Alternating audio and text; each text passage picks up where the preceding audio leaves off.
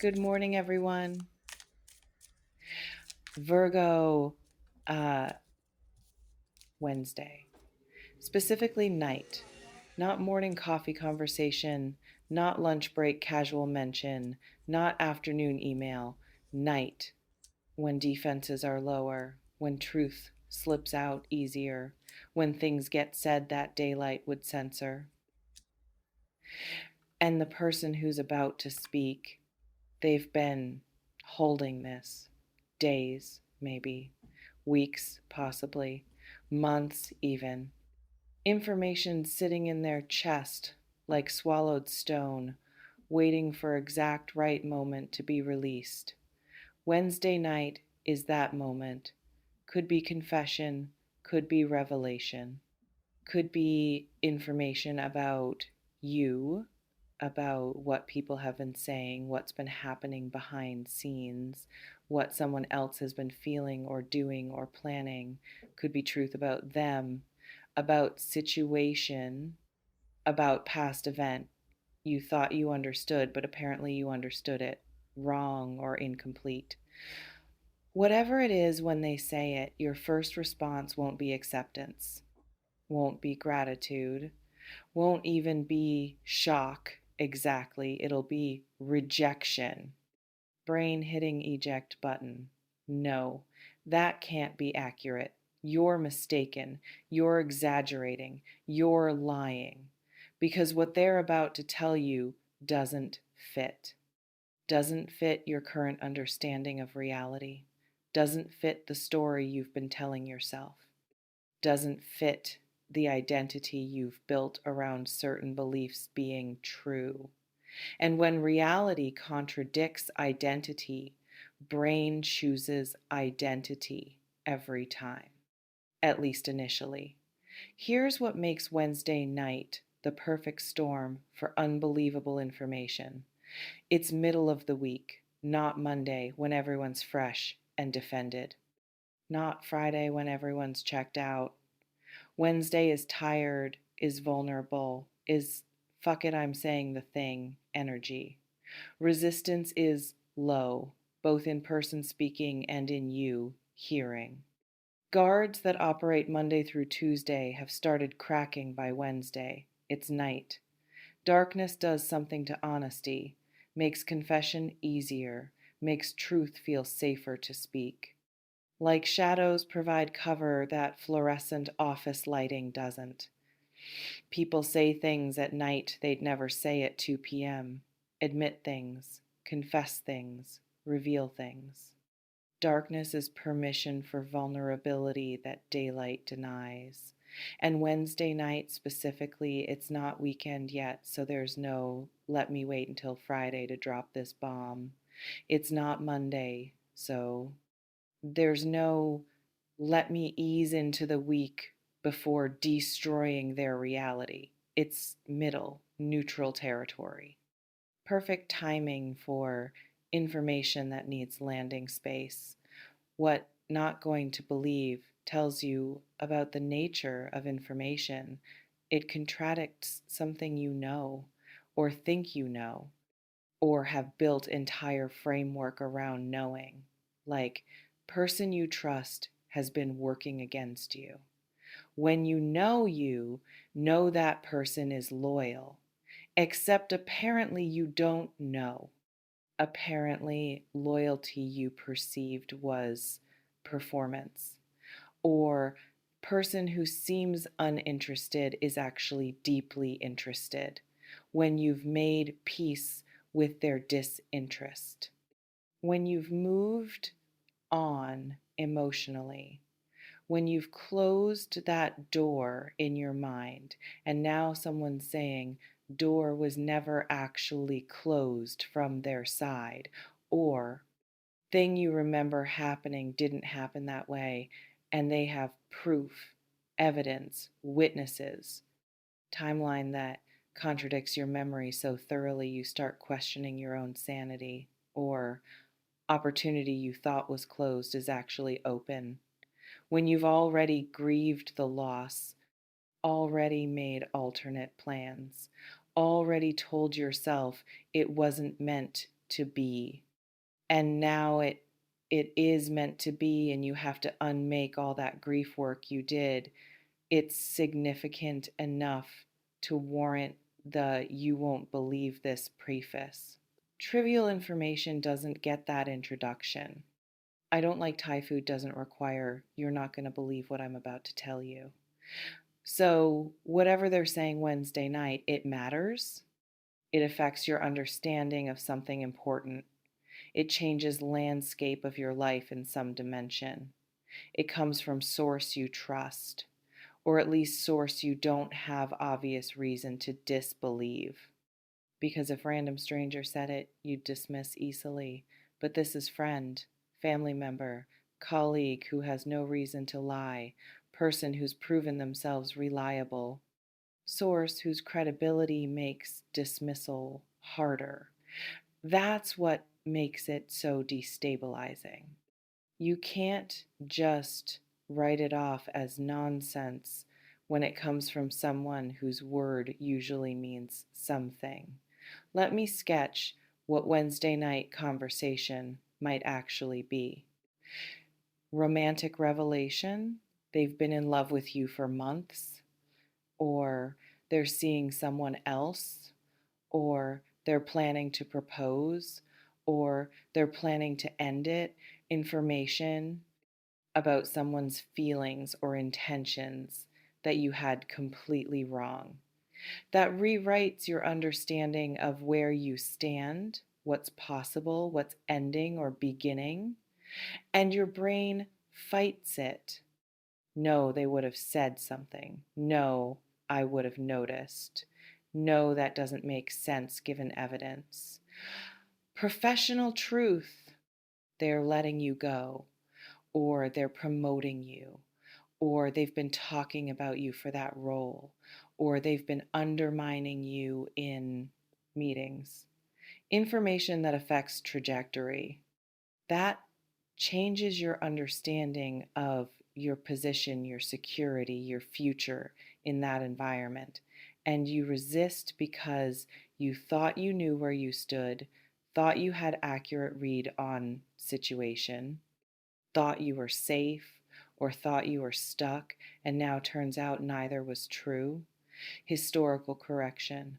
What you think happened didn't happen that way. Someone was there. Someone knows something you didn't. Someone can prove the story you've been telling yourself about why relationship ended, why you were fired, why friend stopped speaking to you is incomplete or wrong. And that's disorienting because we build identity around our stories, around what we believe happened to us, around how we explain ourselves to ourselves. Changing the story means changing self understanding. That's not small adjustment. That's fundamental reorganization. Family secret. Person you thought was X is actually Y. About parentage. About past. About things that happened before you were aware enough to understand them at the time.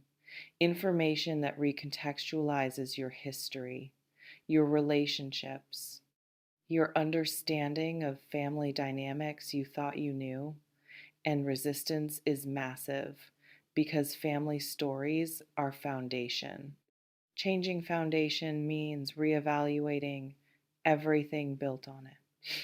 Health information about you, about someone you love, diagnosis, prognosis, treatment option, risk you didn't know existed, information that changes your understanding of body, of timeline, of what's possible physically, and disbelief is protective. The test must be wrong. The doctor must be mistaken. This can't be accurate because accepting means confronting mortality or limitation in a way you weren't prepared to confront. Why you won't believe it initially, even when it's true, because belief requires adjustment. requires updating your model of reality, requires admitting you were wrong about something you thought you were right about. And that admission that I was wrong is painful, especially if you've been certain, especially if you've made decisions based on the thing you're now being told is false. Because if that was wrong, what else are you wrong about? Where else is your perception faulty? How much of what you know is actually just assumption built on misunderstanding? That cascade of doubt is terrifying. So brain resists, protects, says no, they're wrong, even when evidence suggests otherwise. Because believing means changing. And changing is hard even when change is ultimately positive. What happens after they tell you the process of moving from disbelief to acceptance? Denial phase. That's not true. You're wrong. You're confused. You misunderstood. You might say it out loud, might just think it, but you're rejecting information before processing it. This is normal. This is your system's first defense against information that threatens stability. Let yourself deny for a minute. Don't rush yourself into acceptance just to seem mature. Interrogation phase. How do you know? What's your source? What evidence do you have? You're looking for holes, for reasons to dismiss, for proof that information is unreliable. This is also normal. Verification is reasonable. Just watch that you're not interrogating as avoidance, that you're genuinely seeking truth, not just seeking escape from uncomfortable truth. Processing phase. You sit with it, you think about it, you examine it against what you know. You look for where it fits and where it contradicts. This is where actual work happens, where you start to see how information could be true even though it contradicts what you believed. This phase takes time. Don't rush it. Don't force yourself to accept or reject before you've actually thought it through. Verification phase, if possible. You check other sources. You look for evidence. You ask questions of people involved, if appropriate. Not every revelation can be verified. Some you have to choose to believe or not believe based on trust of source. But when verification is possible, it helps. Just don't verify as eternal delay. Don't spend 6 months looking into it when you could know in 6 days. Acceptance phase. You integrate it. You update your understanding. You adjust your behavior and decisions based on new information. This doesn't mean you're happy about it. Acceptance isn't approval. It's just acknowledging what's true, whether you like it or not. What you should do Wednesday night when they speak. Listen fully before responding. Don't interrupt with, that's not true. Don't shut down immediately. Let them say complete thing they came to say. You can respond after, but cutting them off means you might not get full picture, and partial picture makes verification harder. Ask questions for clarity, for detail, for how they know what they claim to know. Where did you hear this? How certain are you? What makes you think this is true? Questions aren't attack. They're gathering data. They're making informed decision possible. Don't make immediate decision. I need time to process this. I need to think about this. Let me sleep on it. You don't owe instant acceptance. You don't owe instant reaction. You're allowed to sit with information before deciding what it means and what to do about it. Thank them for telling you, even if information is painful, even if you wish you didn't know, even if you're not sure you believe it. Telling you took courage, probably, unless they're malicious gossip, in which case, assess source reliability carefully. But assuming good intent, thank them for trusting you with truth, even when truth is hard, and decide what to do with information once you've processed. Does it require action, conversation with someone else, change in behavior, professional consultation, therapy, or does it just require knowing and updating your understanding accordingly? Information without action is just information. Sometimes that's enough. Sometimes it requires response. The power is yours. It always has been. Wednesday night, someone tells you something that you are not going to believe.